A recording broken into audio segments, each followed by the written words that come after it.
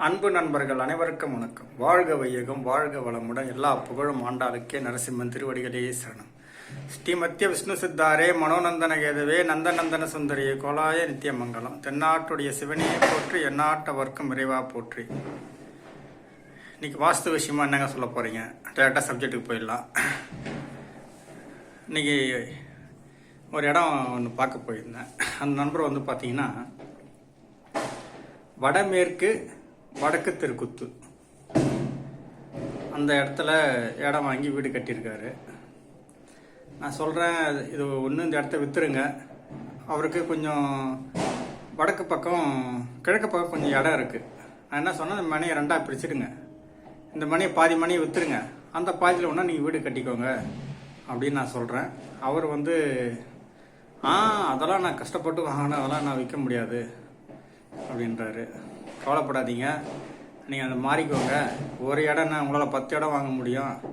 அப்போ நிறைய பணம் வந்ததுன்னா என்ன பண்ணுவீங்க? இப்போ இந்த இடத்த விட்டு வேறு ஒரு இடத்துக்கு போகணும் ஆசைப்படுவீங்கள்ல, அந்த மாதிரி நினச்சிக்கோங்க, மாறிக்கோங்க சொல்கிறேன். அவர் அக்செப்ட் பண்ணிக்கவே இல்லை. சரி, இந்த மணியை ரெண்டாக பிரித்து இந்த தெருக்குத்து மணியை வந்து உங்கள் ஒய்ஃப் பேரில் மாற்றி விட்ருங்க, இந்த பாதியை வந்து உங்கள் பேரில் எழுதிக்கோங்க அப்படின்றேன். அது ஒன்றா ட்ரை பண்ணுறேன் அப்படின்னு சொல்லியிருக்காரு. சரி, ஆஞ்சநேயரை பிடிச்சிக்கோங்க அப்படின்னு சொல்லிட்டு எஸ்கேப் ஆகி வந்துட்டேன். உங்களுக்கு சொல்கிறது அதுதான். உங்களுக்கு வந்து நல்ல நேரம் இருந்தது அப்படின்னா நிச்சயமாக அந்த வாஸ்துக்காரனை கூப்பிட்டு கேட்பீங்க. வாஸ்துக்காரன் சொல்கிறத கரெக்டாக ஃபாலோ பண்ணுங்கள். சிறப்பாக இருப்பீங்க, அமோகமாக இருப்பீங்க. வாழ்க்கையில் கஷ்டப்படாதீங்க. உங்களுக்கு கடவுள் கஷ்டத்தை கொடுக்குறாரு அப்படின்னா அந்த கஷ்டத்தை நிவர்த்தி பண்ணுறதுக்காக தான் அந்த வாஸ்துக்காரங்க இருக்காங்க. அந்த வாஸ்து பிரகாரம் கரெக்டாக வீடு கட்டிக்கோங்க, சிறப்பாக இருப்பீங்க. இல்லை நான் அப்படி தான் இருப்பேன் அப்படின்னா உங்கள் தலையெழுத்து யாரால் மாற்ற முடியும்? உங்களுடைய கர்மா எப்போ நிவர்த்தி ஆகுதோ அன்றைக்கி வந்து மறுபடியும் இந்த வாஸ்துக்காரனை பார்ப்பீங்க, அன்றைக்கி மாற்றிக்கோங்க. அது வரைக்கும் அந்த பிரச்சனையோடு தான் நீங்கள் வாழ்வீங்க. அதனால் கொஞ்சம் பார்த்துக்கோங்க. இன்னொரு நண்பர் பார்த்தீங்கன்னா நல்லா அருமையாக வீடு கட்டியிருக்கேன். அவரு கொஞ்சம் மேஸ்திரி தான், கொஞ்சம் கஷ்டப்படுற ஃபேமிலி. கிழக்கு பக்கம் இது வடக்கு பார்த்த மேனை. அவர் வந்து பார்த்தீங்கன்னா எல்லாம் சூப்பராக கட்டார். வீட்டுக்குள்ளவே கிணறு வச்சு வீடு கட்டார். ஸோ ஒரே தப்பு, கிணறு மூடிடுங்க, மண்ணு போட்டு மூடிடுங்க. அப்புறம் பார்த்துங்க, பெண்களுக்கு ப்ராப்ளம் வரும்.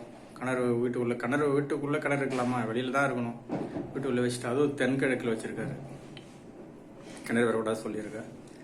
வாசல் மட்டும் தலைவாசல் வந்து பார்த்தீங்கன்னா கண்டிப்பாக வீட்டுக்கு மொத்தத்தில் பார்க்கும்போது அவர் ஓரளவுக்கு கிட்ட செவ்வாயில் வச்சிருக்க மாதிரி வச்சுருக்காரு. சூரியன் சந்திரன் வச்சுருக்க மாதிரி இருக்கும். அது வந்து பார்த்தீங்கன்னா அந்த ஒட்டுமொத்த வீட்டுக்கு போக தலைவாசல்ன்றது ஹால் வைக்கிறீங்கன்னா அந்த ஹாலில் உச்சத்தில் இருக்குதா நீச்சத்தில் இருக்கான்னு பார்க்கணும். அப்படி தான் நம்ம வைக்கணும். ஒவ்வொரு ரூமுக்கும் உச்சத்தில் இருக்கா நீச்சத்தில் இருக்கா அப்படி பார்த்து தான் நீங்கள் வாசல் வைக்கணும். அதில் ஒரு சின்ன தப்பு இருக்குது. அந்த நிலகால நண்பரை வந்து இன்னும் படிக்கட்டு போடல. படிக்கட்டு வேணாம்ப்பா, எதுக்கு போட்டிங்கன்னா இன்னும் அது வேறு தப்பாகிடும் அப்படின்னு சொல்லிட்டு ஸ்டம்ப்பு மட்டும் பெருசாக போட்டுக்கோங்க செப்பி டேங்கு விட அப்படின்னு ஒரு சின்ன ஒரு இன்ட்டு கொடுத்துட்டு நாங்கள் வந்து வந்தாச்சு. ஏன்னா கிழக்கில் சுத்தமாக இடம் இல்லை, காம்பவுண்ட் போட முடியாது. மேற்குலேயும் இடம் இல்லை, தெற்குலேயும் இடம் இல்லை. வண்டி வடக்கில் மட்டும் கொஞ்சம் இடம் இருக்காது. சரி, ஸ்டம்ப்பு மட்டும் நல்லா பெருசாக போட்டுக்கோங்க அப்படின்னு சொல்லிட்டு வந்துடுறோம். ஸோ வீடு கட்டினதுக்கு அப்புறம் இதை மாற்றணும் அதை மாற்றணும்னா எல்லோரும் கொஞ்சம் கஷ்டமாக இருக்கும்.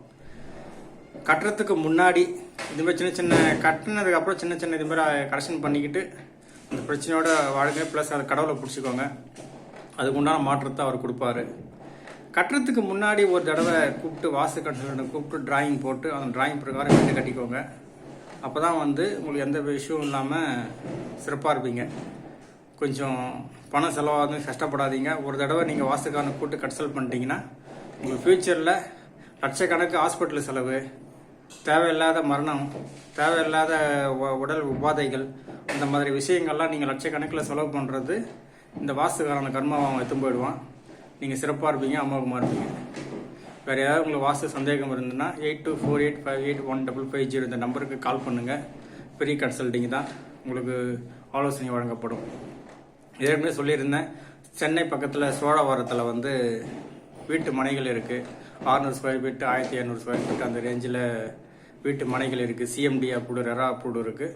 யாராவது அந்த சைடில் இடம் தேவைப்பட்டால் கால் பண்ணுங்கள். ப்ளஸ் நமக்கு செங்கல்பட்டில் இருக்குது, அச்சரப்பாக்கத்தில் இருக்குது, மேல்மருவத்தூரில் இருக்குது, அதுக்கப்புறம் திண்டிவனத்தில் இருக்குது, தீவனூரில் இருக்குது. இங்கெல்லாம் வீட்டு மனைகள் இருக்குது. உங்களுக்கு எதாவது தேவைப்பட்டாலும் நம்பருக்கு கால் பண்ணுங்கள். 8248581550 நம்பருக்கு கால் பண்ணுங்கள். உங்களுக்கு சிறப்பானது ஒரு மனை வாங்கி கொடுக்கறதுக்கு நான் நிச்சயமாக உறுதுணையாக இருப்பேன். வேறு ஏதாவது சந்தேகம் இருந்தாலும் கால் பண்ணுங்கள். நன்றி, வணக்கம்.